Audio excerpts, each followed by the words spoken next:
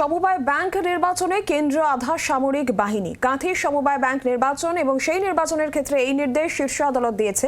আধা সামরিক বাহিনী মোতায়েন করা হবে। 15ই ডিসেম্বর কাঁথিতে সমবায় নির্বাচন রয়েছে এবং সেক্ষেত্রে আধা সামরিক বাহিনী মোতায়েনের নির্দেশ শীর্ষ আদালতের। সমবায় ব্যাংক নির্বাচন নিয়ে আমরা দেখেছি গতকালকে উত্তপ্ত পরিস্থিতি তমলুক সহ বিভিন্ন জায়গায়, এবং এবার কাঁথি সমবায় ব্যাংক নির্বাচনে আধা সামরিক বাহিনী কেন্দ্রীয় আধা সামরিক বাহিনী মোতায়েনের নির্দেশ শীর্ষ আদালতের। রাজীব চক্রবর্তী আমাদের প্রতিনিধির সঙ্গে আছেন। রাজীব, আমরা গতকাল নন্দীগ্রামে দেখেছি এই সামান্য সমবায় নির্বাচন, সেখানে কি তুমুল কাণ্ড বেঁধেছিল, আর তার মধ্যে সুপ্রিম কোর্টের এই নির্দেশ যে কাঁথি সমবায় ব্যাংকে কেন্দ্রীয় বাহিনী দিয়ে ভোট হবে, এটা কি নজিরবিহীন নয়? অবশ্যই নজিরবিহীন। কেন্দ্রীয় বাহিনী দিয়ে সমবায় নির্বাচন এর আগে সারা দেশে কোথাও হয়েছে কিনা সেটা বলা মুশকিল।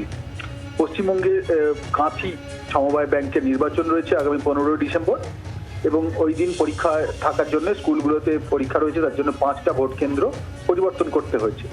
যে এলাকায় ভোট গ্রহণ কেন্দ্র করা হয়েছে নতুন করে, সেখানে আইন শৃঙ্খলা পরিস্থিতির অবনতির সম্ভাবনা রয়েছে বলে আশঙ্কা প্রকাশ করা হয়। আর এই প্রেক্ষিতে 5টি ভোট গ্রহণ কেন্দ্রে আধা সামরিক বাহিনী মোতায়েনের নির্দেশ দিয়েছেন বিচারপতি সূর্যকান্ত এবং বিচারপতি উজ্জ্বল ভূঁইয়ার বেঞ্চ।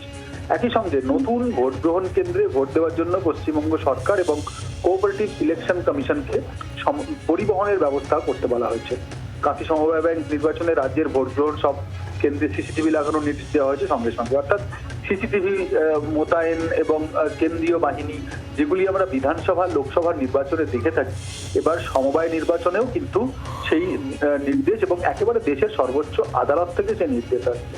আমরা জানি যে কাঁথি সমবায় নির্বাচন 15 তারিখ, সেখানে শুভেন্দু অধিকারী রাজ্যের বিরোধী দলনেতা। আদালতে কিছু বলা হয়েছে এই নির্দেশ দেওয়ার সময়? আদালতের তরফ থেকে বলা হয়েছে যে এই নির্বাচনে আইন শৃঙ্খলা পরিস্থিতির অবনতি করা হতে পারে এবং সেই কারণেই এই নির্দেশ দেওয়া হলো।